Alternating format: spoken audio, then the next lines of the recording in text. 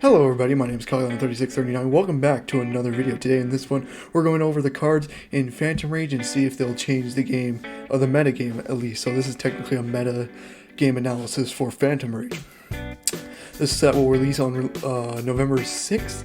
So yeah, let's just straight get into it. And before anything, technically I don't have the UAFA monsters in this review kind of thing. That's because we all know that's not going to be really that good anyway, so that I just decided not to cover it. So I am going to go over the archetypes first, and then just some other cards that can affect the meta in a way. So yeah, let's just get straight into it. First things first is the Raid Raptor support, because technically they do have, like, Raider's Wing is technically a Raid Raptor monster, and then Raid Raptor Strangulanius is technically a Raid Raptor monster as well. But I don't see this card. They're technically Raid Raptor support, and they can be used in Raid Raptor support because Raid Raptor Strangulanius is just you need to control a dark monster to special summon him, and then Raider's Wing is detach an XYZ material from a dark monster to special summon that card. So they are technically Raid Raptor supports. They will probably be used in Raid Raptors, but I don't really see it.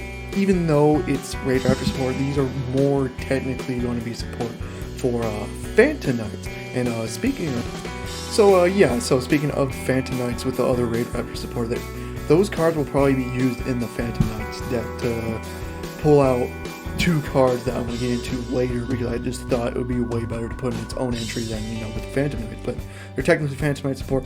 Now everyone's been hyping this up, especially with the last ban list, with Rusty Bardiche being limited to getting unbanned and going to 1.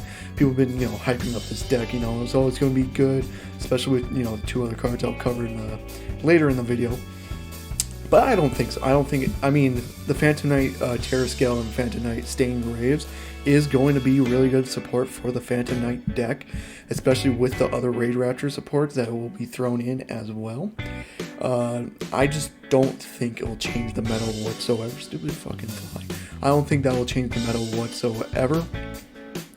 But again, it's still technically good support for Phantom Knights. I think people are just overhyping this way too much. I mean, it is going to be, a fun deck to use, but I don't think we'll see any meta play. Next thing up on the metagame analysis is the Triba Gage deck that's coming out. Now, this is an archetype that mainly focuses around banishing Beast, Wing Beast, and Beast Warriors from your graveyard to link summon off it. So if it's a link 3, you would need to banish 3 of those types from your graveyard to special summon on link 3. And then, that's the basic gist of it, and they have good link monsters and stuff like that. I don't think you'll immediately see meta play, maybe as like a rogue deck right now, because they are getting more support in Blazing Vortex that's coming out in early February. And maybe then it can be a really good meta deck. But right now, how the meta is going to have to take a ban list first before they get into more support or more play, and then more support with the Blazing Vortex. I think that's when you can see it being a meta, but right now it probably won't change anything. It's going to be probably a good deck to hold your hands on, just to see what they ban in the next ban list, and then see if you can use this deck after that ban list in December. But right now, that's not really going to change the meta too much. They are very good cards, so I would keep them just in case, because I can see this being a meta later on in the future. But as of right now, I don't think it will. The next thing up on the list is Saladin/Dual Avatar. They're getting a name change on the TCG, or we can call it Dual Avatars. So yeah, this will probably be like not meta, but you can still see this being played in the game. It's gonna be like, I don't know, it's not going to be like even like a rogue deck, I don't even think. Maybe a rogue deck. But even then, I don't even think that's like the highest it's going to get in the meta. Now, it's basically because of these two cards, Silent Calling and the Law of the Normal. So Silent Calling's effect, it gets to summon 5 level 2 normal tokens onto the field.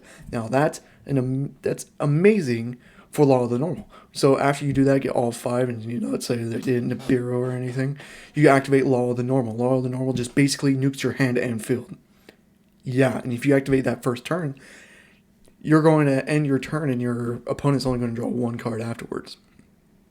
So yeah, these two cards, Sound Calling Law of the Normal, is the only reason why this deck will probably be used because of that combo right there. But besides that, this is not going to see like not going to be like a tier 1 deck or even a tier 2 deck, I think. But yeah, maybe at most a rogue deck, but that's about it. But yeah, they're gonna be assholes using this. Like if you go to, you're gonna see these at like when locals does come back after the COVID. You can see maybe this deck at locals, but you're never gonna see it at like a YCS or like a World Finals. You're never gonna see that with this deck. So yeah. Next, in the most recent archetype to be revealed in Phantom Rage is Mutants. They are a TCG exclusive. It's not released in the OCG, so we can't really speculate how this is going to be because there's no OCG play. But I don't know if this is going to ever reach like a tier 1 status. They are good cards, the level 2, 3s, and 4 mutants can pull out the level 8s pretty easily. But the thing is with the level 8s is only one of the cards can negate. The other two can, when a card's activated, banish, a card and then destroy the card. Or no, banish a card on the field, but it doesn't negate. There's only one level 8 that can negate. It's not Mutant Arsenal, it's Mutant Beast. That's the only one. It can only negate monster effects, but even then, that's not bad. But I don't think this will see maybe like tier 2. I don't think this will immediately see any meta relevance. Maybe if they get more support later on to the future and more negates. Just right now, maybe there needs to be more testing because this only came we got announced a couple days ago. But I just don't think this will really change anything. They are probably gonna be fun cards to use, but right now I don't really see them doing anything. The last archetype on the list, and probably the one with the most potential to be on the meta, is Datascape. Now, basically the gist of Datascape is they can special summon themselves as long as there's another Datascape card onto the field and then discarding another card from their deck. So let's say if you have a Datascape spell on the field, you target the spell, discard either a monster or a trap, and then special summon that Datascape monster. And then it has a bottom effect, but they're different from each monsters. Now the only problem with the Datascapes is you can't use link monsters because their bottom effects is once you activate their bottom effects, you can't normal or special summon level 3 or lower monster or level 2 or lower monsters. You can only special summon level 3 or higher monsters. So meaning you can't link summon because they don't have levels. But then again, I don't think that's a problem for the Datascape. I think it actually benefits of not being a link monster. I think it really thrives not trying to go into link monsters all the time. And this is gonna be like the first time in a while we see a deck like that, especially with the change back in April where you don't need link monsters anymore to special summon synchro or XYZ monsters from your extra deck. But this is probably going to see, I think, for me, it's going to be a tier 1 deck. It's that good. It has so many combos. It has the rank 3 in the Datascapes can negate hand traps. It has so many ways to negate. It can throw hand traps in there and not get affected at all. The level 9 Synchro Datascape Fox will see play not only in Datascapes, but probably will see play in other decks because of just how good it is. It can it's a macrocosmos basically, and then when it's in the graveyard, just banish 2 monsters with different types or attributes, and then special summon it. Not even Datascape monsters, just different types and attributes, and then special summon. That's probably why it's going to get used in other decks. So I can see this card especially being used in other decks, but right now I can see this deck immediately seeing meta play, maybe tier 2 straight away, and then depending on what gets banned on the next ban list, immediately go to tier 1. If they actually, decide to nerf Dragon Links and Dinosaurs. But even then, I think if they just nerf Dragon Links, I think this deck can compete with Dinosaurs. So, yeah. And now we're going into other cards, not technically a part of any archetype, but just cards that will probably see meta play once they come out. The first 2 are Raiders Knight and Arc Rebellion. I put these 2 together because Raiders Knight can pull out Arc Rebellion pretty easily. Now, technically, Raiders Knight is technically support for Phantom Rage, or Phantom Knights, my bad, Phantom Knights and Raid Raptors. But I can see this being anywhere else because as long as you have 2 level 4 dark monsters, if any deck controls that, can pull out Raiders Knight easily, and then Raiders Knight can easily go into Arc Rebellion. And then even then, if you have like a Utopia deck that has rank ups, you can pull out Arc Rebellion as well. the Arc Rebellion is just so good of a card that it's going to have. This is going to see meta play immediately with Raiders Knight as well, because Raiders Knight will pull out Arc Rebellion. That's why Raiders Knight will probably see meta play as well. Basically, Arc Rebellion's effect is, detach, and then gains all the all attacks on the field combined into this one card. The most I've gotten it to in testing is 17,000 attack. That is fucking crazy. That is amazingly good. The thing is, it can be negated though, which, yeah, it would be overpowered if it couldn't be negated. But the thing is, if it has a level 4 or a rank 4 dark monster as one of its materials, when you activate that effect, it can proceed to negate the effects. That's why Raiders Knight is going to be so good with Arc Rebellion, because you're going to have that as a material anyways. So yeah, I can see this immediately being played. Maybe this is going to be like the thing that makes Phantom Knights and Raid Raptors like a rogue deck, is just because of these two cards alone. But eventually in the future, if there are like more dark or any other deck that use dark 2 level 4 dark or just level 4 dark monsters, you can see this combo coming out in their deck pretty easily. And even if you verse a deck that can pull level 5s pretty easily, you can probably see Arc Rebellion Dragon coming out, because of its top effect of gaining all the attack of all the monsters combined is amazing. And he starts out at 3,000 as well. So yeah, that's why I can see these two cards being immediately used in. Now, just some other cards that, not technically an archetype, is just random cards that can be played in any deck. The first one is going to be Zeus, one of the most hyped XYZ monsters in this set, maybe behind Arc Rebellion, but I think this is probably in front. Its effect just basically, if you verse an XYZ deck, you can see Zeus already being in that deck.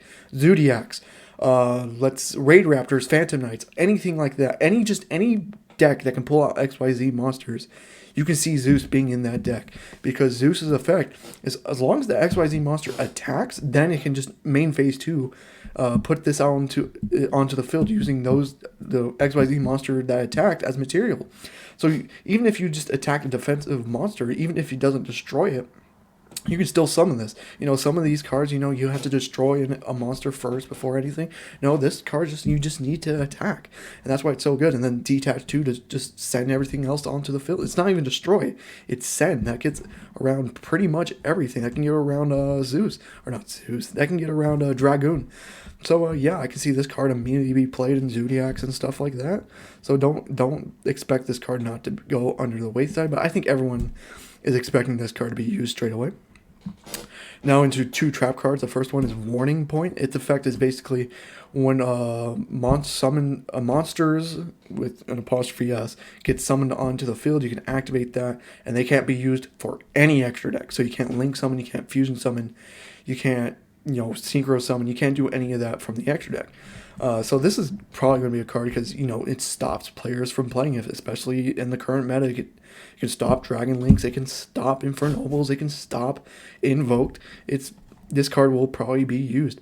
Now, it being a trap, you probably need to go second, or need to go first for this to, have full effect. But it's still a pretty good card to throw into the deck, and I can see this card being used.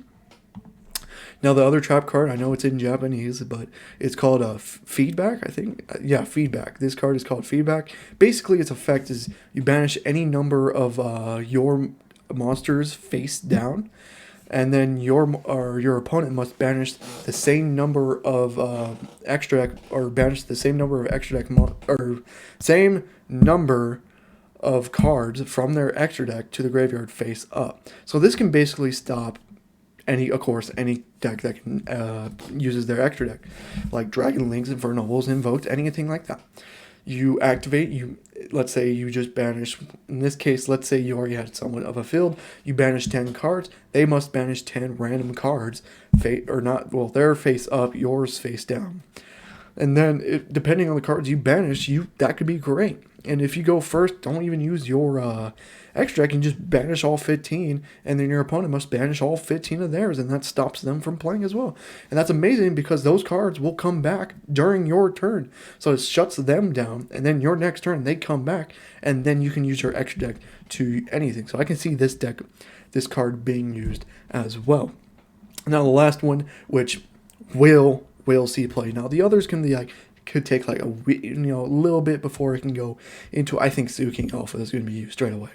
I think if you're one of those decks that use Dino Wrestler Prankertops, Zooking Alpha can be an immediate replacement, especially since you can use 3 before the ban list, of course. Like, I'm assuming they might hit this in the ban list because of how good it is.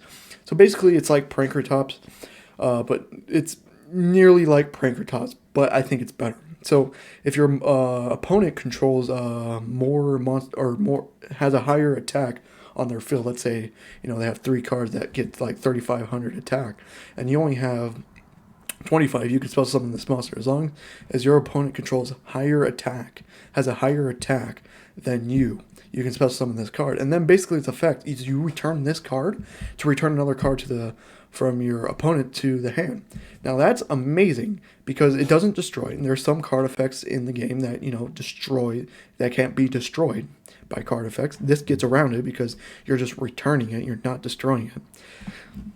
So that's an amazing, and then it returns to your hand, meaning you can use it later on. As Prankertops, it destroys itself to destroy a card.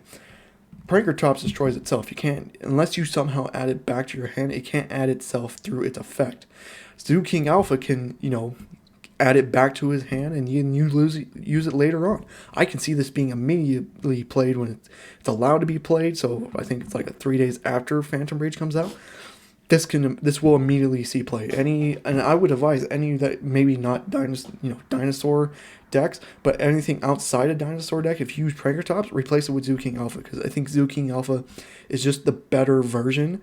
And this will I would not be surprised if this gets hit in the ban list. Maybe not this ban list, but in like the next ban list, it gets limited like Prankertops is right now.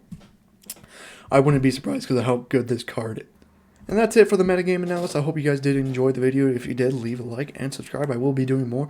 Everything I covered in this video, like the archetype wise, I will be doing a deck profile on when Phantom Rage does come out. So you can expect that to happen. In 2 weeks. So yeah, I hope you guys did enjoy it. If you did, leave a like. I will be doing more content like this. And yeah, hope you guys did enjoy it, and I'll see you guys in the next one. Goodbye.